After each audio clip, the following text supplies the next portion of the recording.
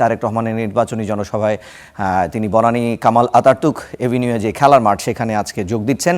আমাদের সহকর্মী জুম্মান সাদিক জ্যাভলিন তার সঙ্গে আমরা যুক্ত হয়েছি, তার কাছ থেকে জানবো সেখানকার তথ্য। জ্যাভলিন, তারেক রহমান কখন এই সমাবেশে উপস্থিত হবেন, কখন বক্তব্য রাখবেন, নেতাকর্মীদের উপস্থিতি কেমন দেখছেন এবং শেষ দিনের প্রচারণা সম্পর্কে কিন্তু আপনি জানাবেন নিশ্চয়ই। রিশান, আপনি যে কথাগুলো বলছিলেন আমি কিছুটা বুঝতে পেরেছি। এখানে প্রচন্ড আওয়াজ, এখানে যে জনসভার মাঝখানে আছে, এখানে বুঝতে পারছেন যে শেষ দিনের যেই শেষ দিকের ব্যস্ততা, গণসংযোগে কালকে থেকে কিন্তু প্রার্থীরা আর এটি করতে পারবেন না। সেই জায়গা থেকে আজকে ঢাকার বেশ কয়েকটি জায়গায় কিন্তু আমরা দেখব সারাদিনে তারেক রহমান বিএনপি চেয়ারম্যান তিনি জনসভা করবেন।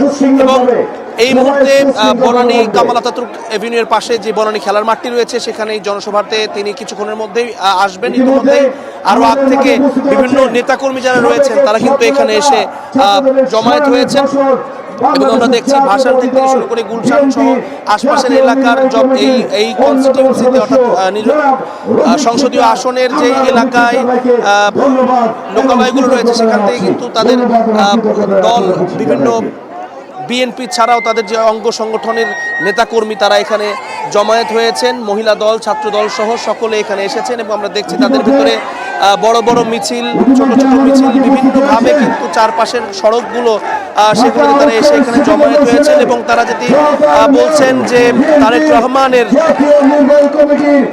রহমানের এই জনসভাকে ঘিরে তাদের এখানকার যে সমস্যাগুলো আছে, দীর্ঘদিনের চাওয়া পাওয়া আছে, সেগুলো তাদের নেতাদের মাধ্যমে তার কানে পৌঁছে দেওয়া এবং সেই প্রতিশ্রুতিতে তারা চাচ্ছেন যে ভোটে নির্বাচিত হতে পারলে এবং সরকার গঠন করতে পারলে তাদের এই সমস্যাগুলো যেন তারা সমাধান দেখতে পারেন সেই প্রত্যাশা তারা করছিলেন। একই সঙ্গে ভোটের দিনে এই এলাকার যে ভোট কেন্দ্রগুলো রয়েছে সেখানে সতর্ক অবস্থানেও কিন্তু তারা থাকবেন যেন কোনোভাবে কোনো গোলযোগ না হয়।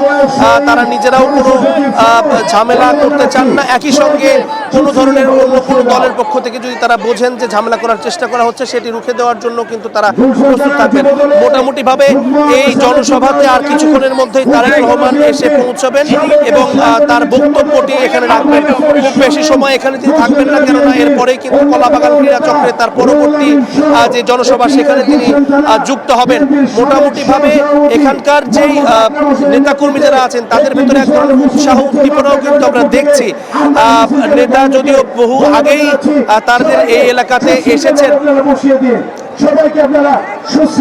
তারপরেও কিন্তু যে একেবারে কাছে থেকে জনসভায় তাদের সঙ্গে কথা বলা সেটি হয়নি বা তাদের উদ্দেশ্যে এই এলাকার উন্নয়নে যে ভাষণ দেবেন সেটি এখনো দেননি। সেই কারণে তারা খুবই এক্সাইটেড আজকের এই জনসভাকে ঘিরে এবং সামনে নির্বাচন আর মাত্র 3 দিন বাকি আছে হাতে, মাঝখানে 2টি দিন বলতে গেলে আজকের দিন বাদ দিলে।